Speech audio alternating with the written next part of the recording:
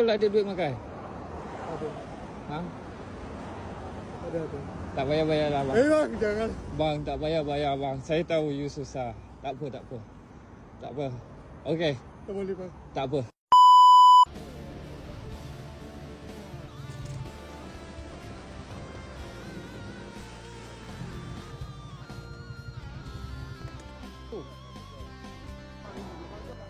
Kau balik asrama.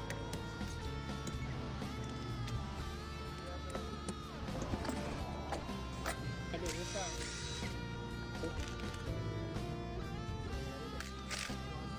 Oh.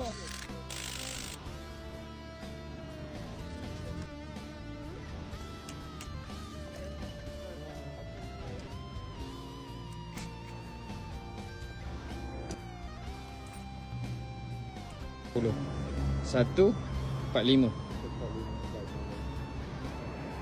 Abang pun ada 176.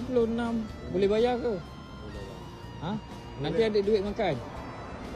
Ha? Ada. Ha? Ada. Ada betul ada duit makan? Ada. Ha? Ada. Tak payah bayar lah bang. Bang, jangan. Bang, tak payah bayar bang. Saya tahu you susah. Tak apa. Tak apa. Okey, Tak boleh bang. tak apa. Anggap ini rezeki you. Hari ni saya tolong you. Esok Allah tolong saya. Ini dah ada orang bayarkan. Sebab saya memang ada orang import. Okey, tak payah bayar. Okey. Betul. 50. Tak apa. Tak payah bayar. Betul. Jom. Bang. Jom. Betul. Tak payah. Saya tahu you susah. Okey. Saya ini duit dah ada orang bayarkan. Okey. Tak apa. Hari ni saya tolong you, ada dugaan. Esok mana tahu saya tolong. Saya susah ada orang tolong. Bang 50. Sebab bayar 50. Tak apa. Upah.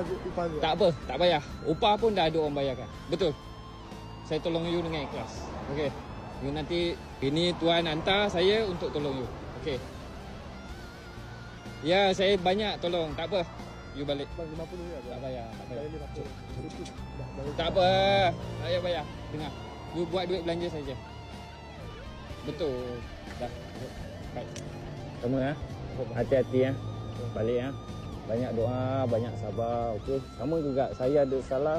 Kadang-kadang saya ada dugaan, you pun ada dugaan. Okey. Banyak tuan, banyak. Kita ada tuan, okey? Okey. Jom. Okey, balik. Okey. Hati-hati.